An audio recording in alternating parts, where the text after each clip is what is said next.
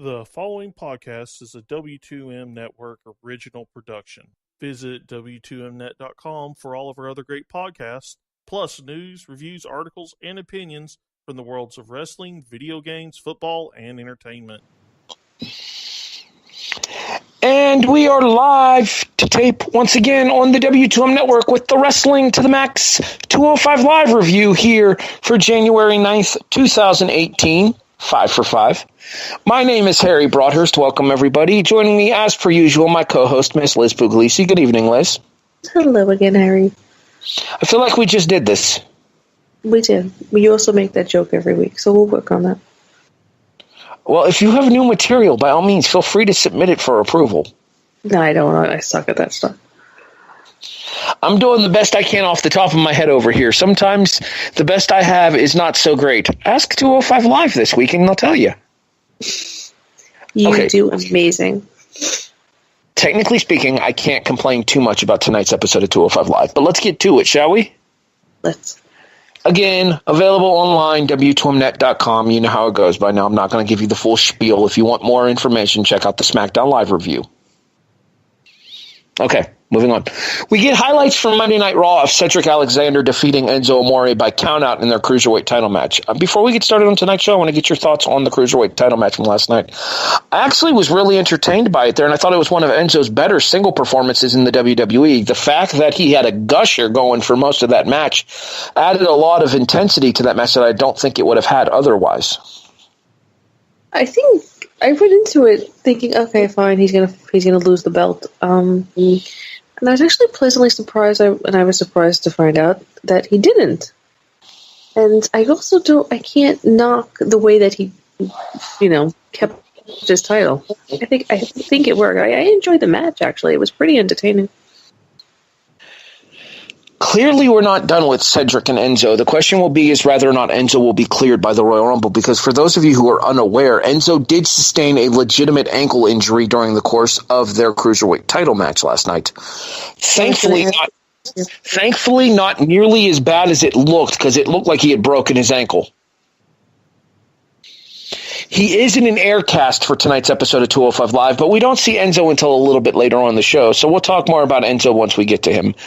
Our first thing of viewing for this episode of 205 Live is TJP, who returned last week, taking on Gran Metalik, who's returning this week, after having time off due to a knee injury, I believe Vic Joseph said. I think that's right. Anywho, Gran Metalik picks up the win in about 9 minutes with the Metalik driver, Fireman's Kerry Michinoku driver, more commonly known as the Whiplash when Lash LaRue did it. But the question is, the post-match here, and I want to get your thoughts on this here. After the match, once Gran Metalik picks up the victory here, TJP goes around ringside and has what basically amounts to a gigantic temper tantrum. He throws stuff off of the announce table, tears off monitors, flips over the ring steps, yells at Charles Robinson, all the things that define a temper tantrum. Good for little Nate to get on camera, too. But anyway, I want to get your thoughts on where you think they might be going with TJP here, as well as the match, if you have anything. The match was really good. I enjoyed it. I think it got a nice amount of time. They each got in some, really good stuff. But, we've seen them do the temper tantrum thing before. I think Christian did it.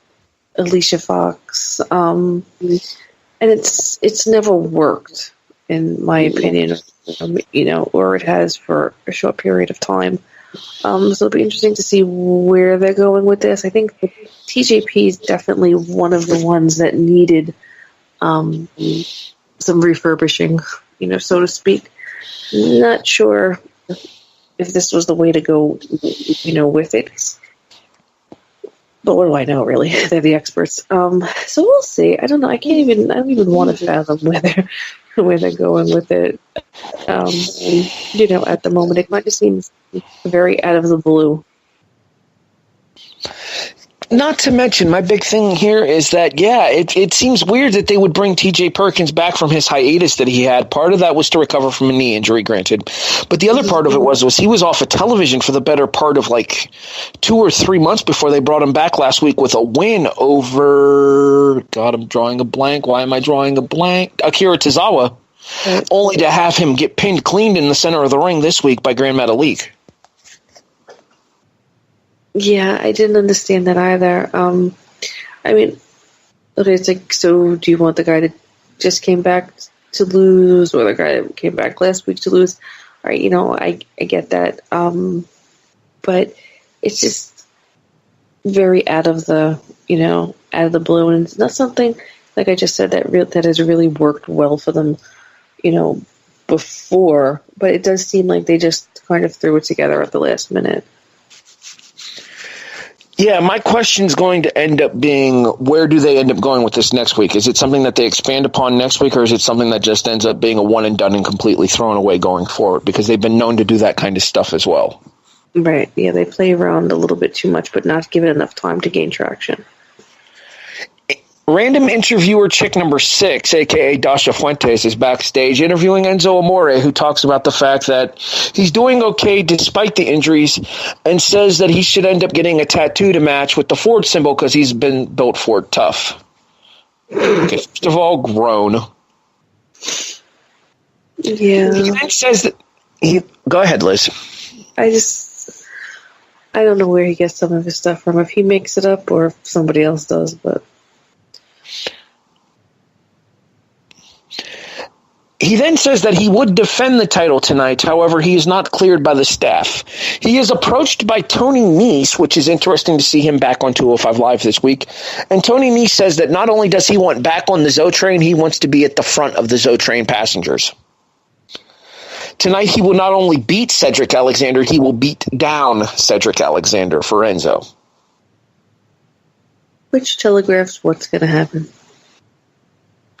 Well, more specifically here, we kind of talked about the possibilities of what was going to happen when Tony Nese came back. Are you surprised to see Nese back wanting involved with the Zo train here, or do you think they would have been better off having him go his own way? No, I'm not surprised. I think I actually prefer, surprisingly, what they're doing to have him realign himself and then, break away. Maybe get himself back into Enzo's good graces before turning on him once and for all? Yes. I mean, I guess I could kind of see that going forward. It wouldn't surprise me too much. Yeah, I think a couple of them are going to end up turning on him all at once. We'll see. No, I'm almost certain that Gulak's going to be one of the big ones to turn sooner rather than later. Although, where was he tonight? That's my biggest flaw with 205 tonight. No Gulak. Sad. Jack Gallagher arrives and crap talks on Hideo Itami, saying that he's not going to be here tonight because he got taken out last week as revenge for what Itami did to Brian Kendrick. If you haven't seen it yet, they replay it pretty much every week for you to check out Itami busting up Brian Kendrick's face. Mm-hmm. Blah, blah. He says that he is here to ruin Hideo Itami's life and that torture is a funny thing. Itami's music hits and proves that Gallagher is full of crap. They get into a little bit of a brawl inside of the ring, which, for the record, why in the world did Gallagher wait that long to attack? But anyway. He's a gentleman.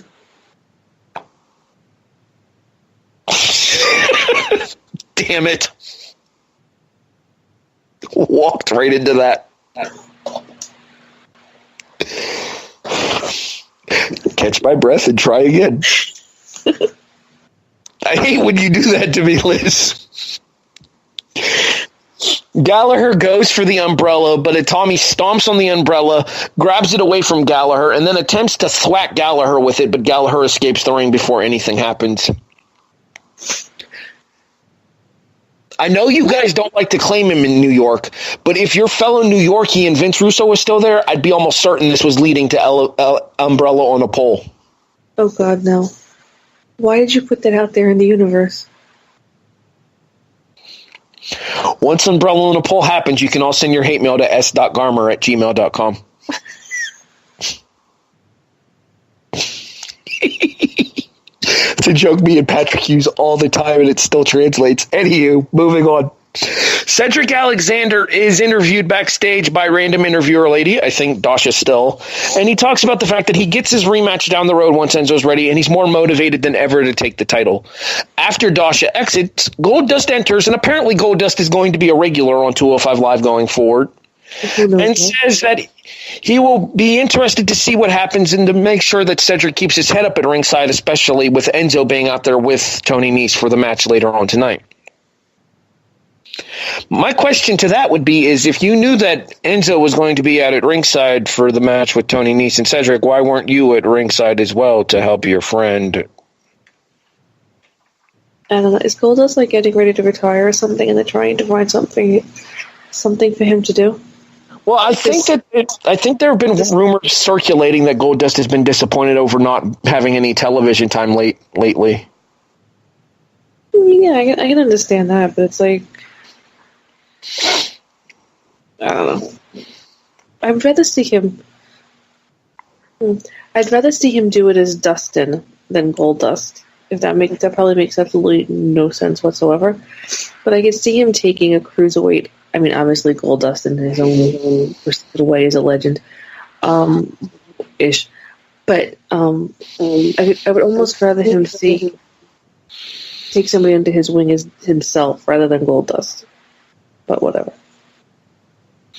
Well, I mean, in terms of overall wrestling history, yes, as Dustin Rhodes, the Natural, whatever you want to call him, especially since he appeared as the Natural at the Starrcade show, that would make sense. However, in WWE lexicon, he's only been Dustin Rhodes once on a pay-per-view in the WWE, whereas most WWE Universe members will know him better as Goldust. I'm not too sure about that, especially with the way Twitter is. You know, maybe the kids, but anybody over the age of 10, or whatever, they're on social media, they know who he is. Well, not to mention, especially if they're going to air the time-lapse videos of him putting his makeup on television, too. Mm-hmm. Just so you know, kids, it's a work. Anyway, that just bothers me when they intentionally break kayfabe with stuff like that. Like, I get that we're living in the reality era, but stuff like that just doesn't need to happen. Yeah, I mean, if we were discussing a different show, I could totally rant on something that irked me on social media about that, but it has nothing to do with 205, so I'll spare everyone. Now I'm curious, so I'll talk to you about it after the show's over. Yeah. Okay, Enzo does come down ringside, and New Year, same snuffleupagus on the microphone from Enzo. Yep. You literally missed nothing if you missed his intro. Yeah, I missed his intro. You did miss something if you didn't get a chance to see Cedric Alexander and Tony Nese, because in my opinion, second best match of the week. No, I saw it. The match was fantastic. I think that the thing with Alexander is when he's given the time and a story to present that he's more than capable of doing so. And when he has somebody that's capable of holding up in the ring with him, such as a Tony Nese is here, then they're able to put on standout performances in singles matches. The match with Enzo was him elevating Enzo to his level, although, again, I think the accidental blood in that match kind of helped that match in terms of its intensity before, as I mentioned. This match right here was just a nice, fun exchange of moves and matches back and forth. And both of these guys getting to show off their trademark stuff while still having the character work from Tony Nese that he was trying to impress Enzo Amore the entire time, whereas Cedric Alexander was just out to get the victory and continue his momentum going forward into his rematch for the Cruiserweight title. Yeah, I think Nese really shined in his portrayal of the lackey trying to impress the head guy there. The match was probably my favorite match of the week. I'll say that now. But I think Cedric really is getting to shine as well, because for quite some time Cedric was stuck in tag matches with He Who Must Not Be Named till he's cleared of all charges. That holds that holds you back too. I mean, I don't think Cedric, at least now, is really tag team material. I think he has way too much to offer to be in a tag team right now, or in too many tag team matches. Yeah, as entertaining as the team is with Rich Swann, it's like Cedric Alexander is probably the most capable guy not to have held that Cruiserweight title yet on the roster. I agree. So they've been kind of teasing that now was Cedric's time, and then it's been started due to the various Enzo injuries or Enzo illnesses or what have you, that now seems to be the time as good as any to pull the trigger on Cedric finally here. Plus, I'm curious to see where this whole thing with Goldust is going to lead to, because it's even possible that this could lead to Alexander having a run with the Cruiserweight title and then possibly escaping the division, such as a guy like Neville should have. Yeah, we'll only see. I mean, and Cedric is actually pretty entertaining. I've seen him on other, social media platforms. He definitely can hold his own. Oh, even the stuff that he's doing with Goldust, he's more than holding his own. Absolutely. I mean, he's the new Booker T, but that's because creative is apparently racist when it comes to Goldust. Don't forget R-Truth. Yeah, he's only allowed black friends. Yep. I'm trying not to say that. I don't know if you've seen the picture that Matthew Gregg posted. Okay, do you know who Matthew Gregg is, first of all? No. Are you familiar with Botchamania? Oh, yeah, him? Yeah, I know who he is now, yeah. Yeah, he's the guy behind Botchamania. He posted the Then Now Forever logo for the WWE and a picture of Goldust with Booker T, R-Truth, and Cedric Alexander. I have to go look it up later, yeah. I can send you the link once we get off of the air. It's fine, no problem. But anyways, here, so that is the one consistent thing about these episodes lately, anyway. But moving on, back to the show itself here. Yeah, I do want to give a special credit to Tony Nese for his character work in this match, too. Like you mentioned, he really stood out in his portrayal of the lackey trying to get Enzo Amore's attention. Which is nice because Tony is kind of normally portrayed as just like this, I guess a bit of it played into this, like this, knucklehead who's, just showing off his abs. So it was nice to see him develop his character a little bit more. Kind of stepped away from his Neanderthalic instincts. Yes. I mean, it'll be interesting to see whether or not they continue down this road. And as you said earlier, you think that this is just a big, long ploy for Tony to eventually turn on Enzo full time. Well, I think everybody's eventually, except maybe one or two people, is eventually going to turn on Enzo. I think it's. I think the only one who won't is Arya. I was just going to say that. I think he's the only one. And the reason I think that is because Arya, frankly, outside of Enzo, doesn't have a whole lot going for him right now. No, because he's one of the ones as well who's kind of stuck in this very almost stereotypical, character that is hard to break out of or really make your own. I would even go as far to say that he's not even a character so much as a caricature. Yes. He's like you said, he's a stereotype of what most people over here in the Western culture, as they would call it over there, think of Middle Easterners. Mm-hmm. Not necessarily a good thing. No, definitely not. All right. Definitely not. So the finish for the match here has Cedric apparently hurt his foot or his ankle or his knee. The referee pulls Gulak. The referee, I miss you, Drew. Come back to us. I miss you, Drew. Don't do this to us. We need you. The referee pulls Nese away and then allows Nese to come back. And as soon as Nese comes back over towards Cedric, Nese gets caught and cradled for the 3 count there. Post-match, Cedric makes his way back to his feet and slowly starts to work the kinks out before proving to Enzo and Tony that it was a what's the word I'm looking for here? It was a setup all along, and his ankle, knee, foot, whatever it was, is perfectly fine.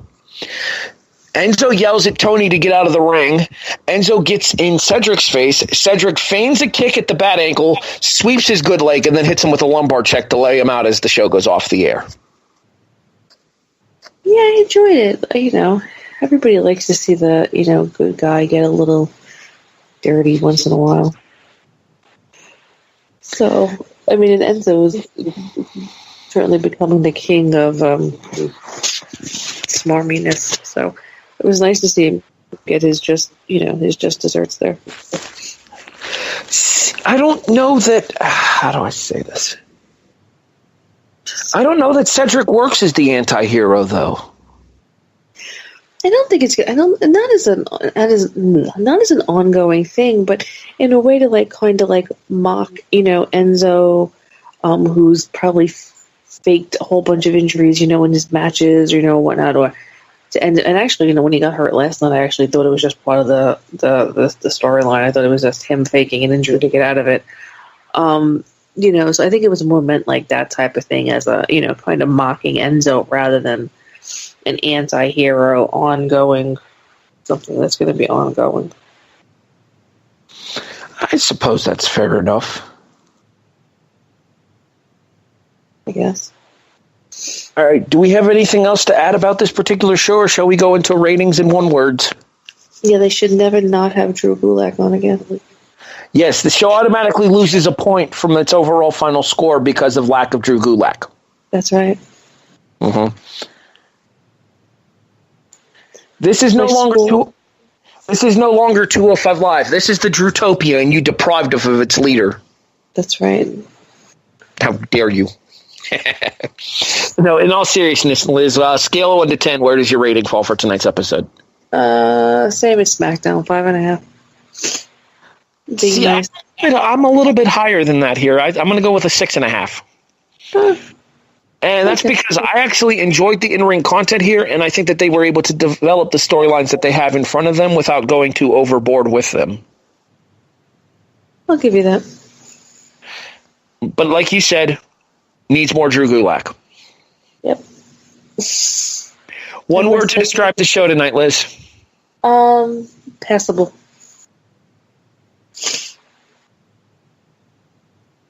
I'm going to go with entertaining. Okay. And the reason I say that is sometimes sitting through the hour that is 205 Live can feel like a chore. Yeah, well, I don't mean passable and you can skip it. Passable, and it was a passable episode. It was pretty good. It did what it needed to.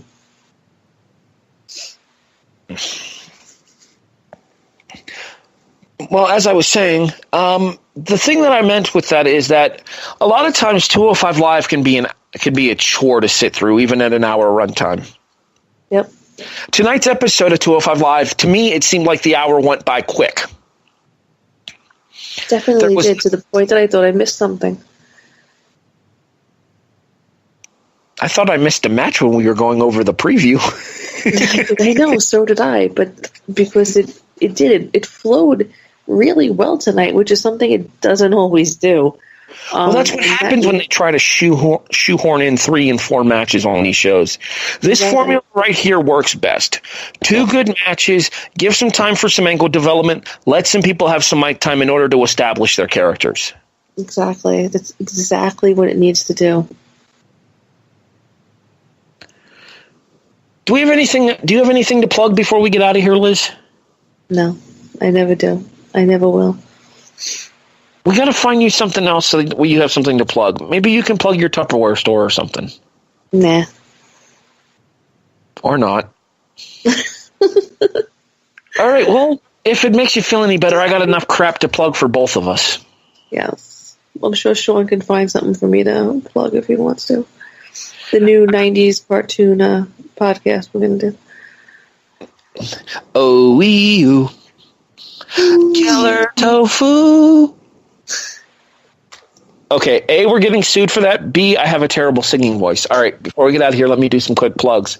Tomorrow night, the kickoff, episode 20. Myself, Eric Watkins, Braden Biscobing, Sean Garmer here and there if the arguing gets too noisy. We break down the weekend that was in the wildcard games. We preview the weekend that will be in the divisional playoff games. We talk college football national championship game as well and give you our thoughts for the way too early thoughts for the 2018 season in college football as well. Royal Rumble Sunday, Wrestling Unwrapped returns. Myself and Patrick Ketza bring back WU Reacts to the 2018 Royal Rumble. The following week, we return to our normal Wrestling Unwrapped format, show to be determined. This is the 205 Live review. Liz and I also do a SmackDown review, which is available in most of the same places that you're probably listening to this very 205 Live review. Monday nights, myself, Tony Acero, and Andrew Ballas do the Raw reaction on Chairshot Radio Network. Search for Chairshot Radio on Google. You'll find it on Blog Talk Radio. We break down Monday Night Raw every Monday night live after the show goes off the air at 11:30 p.m. I think that's all my plugs. That's a lot. Yeah, it's even more it's getting more and more difficult to remember it. Oh, there's one other plug too. I just remembered. See what I mean? Too many plugs. And Paul, you can chime in for this one too. New Japan. Woo, we did. Japan. Tell them what we did. Oh, me plug it. Okay. This for Wrestle Kingdom 12. Not only did myself and Gary review it on Monday's episode of Wrestling to the Max, and Sean wasn't there. He did his Thursday. Whatever. It was a day. We did a review. We find everything else. Myself, Harry, and Sean did a very special episode, just straight up talking Wrestle Kingdom 12 as well as New Year's Dash, which gets the new year kickstarted for New Japan going into new beginnings at the end of February, or middle February into January, all that great stuff. So go give it a listen. It's 2 hours, just straight up New Japan. I know people love that, so. Yeah, if you're more of the New Japan persuasion here, then make sure you check out both Gary and Paul's review of Wrestle Kingdom on the Thursday episode of Wrestling to the Max from last week, as well as all three of us covering Wrestle Kingdom 12 as well as New Year Dash. To put it into perspective, Liz, because I know you're not real big into New Japan, it's basically their Raw after WrestleMania. Right, that I knew, mainly from chat. I was about to say. We took over chat. And then we'll have our SmackDown after WrestleMania come April 10th. Assuming Liz hasn't gotten tired of my crap and left me by then. Wait, when is WrestleMania? What day? April 8th. Oh, April 8th. Okay, good. It is not Easter Sunday. Vince learned his lesson. Well, yeah, I still would have watched, but I'll actually be away that weekend, that's why. I hope Liz doesn't go away. I love her slamming you every episode. It's great. Thank you. I mean, no, I should stop that. For the record, Paul, if she does go away, I'm going to personally petition to Sean that he make you my co-host. That's probably what would happen anyways. So you better hope she doesn't go away too. It just means I get to slam you then. That's right. The spirit of Liz will live no matter what. At least I can keep my days straight. I'd say you podcast 3 days a week, but you probably already do. So, yeah, 3 in a row actually. 4 with Wrestling on Rap returns. Yeah, it's crazy. Sunday, Monday, Tuesday, Wednesday. Again, as I said at the end of the SmackDown Live review, Nana boo-boo. For our executive producer, Paul Leeser, my co-host, Miss Liz Pugliese, I'm Harry Broadhurst, thanking you for listening to the 205 Live review here, brought to you by Wrestling to the Max and the W2M Network. Available online at W2Mnet.com. Thanks for listening, everybody. We'll talk to you next Tuesday night. The previous podcast is a W2Mnet.com original podcast. For more great content like this, go to W2Mnet.com for the worlds of wrestling, video games, entertainment, and sports.